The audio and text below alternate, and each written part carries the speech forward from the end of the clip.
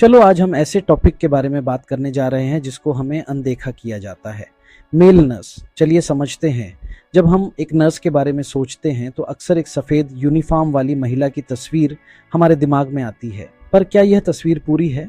आज हम इस स्टीरियोटाइप को चुनौती देंगे। नर्सिंग करुणा, स्किल और समर्पण पर बनी है। ऐसे गुण जो लिंग से तय नहीं होते। एक दर्द में पड़ा मरीज स्किल और दयालुता की परवाह करता है, न कि अपने देखभाल करने वाले के लिंग की।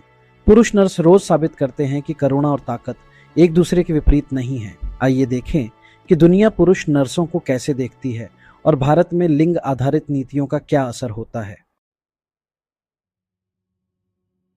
नर्सिंग के बारे में सोचने का तरीका अब पूरी दुनिया में बदल रहा है।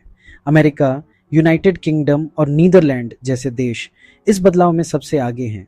अमेरिका में अब पुरुष नर्सों की संख्या कुल नर्सिंग कर्मचारियों का 13% है, जो 1970 के दशक की तुलना में बहुत अधिक है। यूनाइटेड किंगडम और नीदरलैंड में भी इसी तरह के बदलाव देखे जा रहे हैं, जहां स्वास्थ्य सेवा में अलग अलग सोच और अनुभवों को महत्व दिया जाता है। इन देशों का मानना है कि किसी भी पेशे को केवल एक लिंग तक सीमित करने से प्रतिभा की कमी हो जाती है और स्वास्थ्य क्षेत्र कुशल लोगों से वंचित रह जाता है। पुरुष नर्स अपने विशेष संवाद कौशल और अनुभवों के साथ आते हैं, जिससे मरीजों की देखभाल और भी बेहतर हो जाती है। ये बदलाव एक दिन में नहीं आया। इसके लिए समावेशिता को बढ़ावा देने के लिए लगातार और सोच समझकर प्रयास किए गए हैं। इन देशों की सफलता बाकी दुनिया, जिसमें भारत भी शामिल है, के लिए एक मजबूत उदाहरण बन गई है। नर्सिंग हर उस व्यक्ति के लिए खुला क्षेत्र होना चाहिए जिसके पास सेवा का जज्बा और कौशल हो, चाहे उसका लिंग कुछ भी हो। जहां दुनिया आगे बढ़ रही है, वहीं भारत नर्सिंग में लिंग भेदभाव के साथ एक विरोधाभास का सामना कर रहा है। नर्सिंग को एक महिला क्षेत्र मानने की सामाजिक धारणा पुरुषों को इसे अपनाने से हतोत्साहित करती है। एक विवादास्पद नीति महिलाओं के लिए 80% नर्सिंग पद आरक्षित करती है, जिससे पुरुषों के लिए अवसर सीमित हो जाते हैं।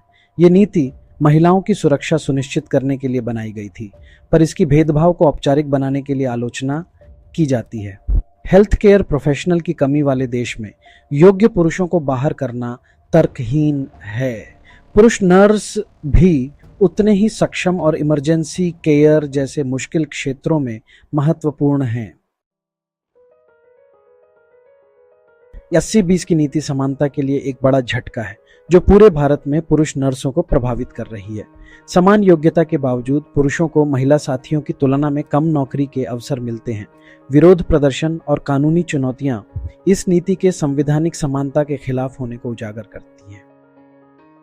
आलोचकों का कहना है कि यह नीति योग्य पुरुष नर्सों को एक नए वंचित समूह में बदल देती है।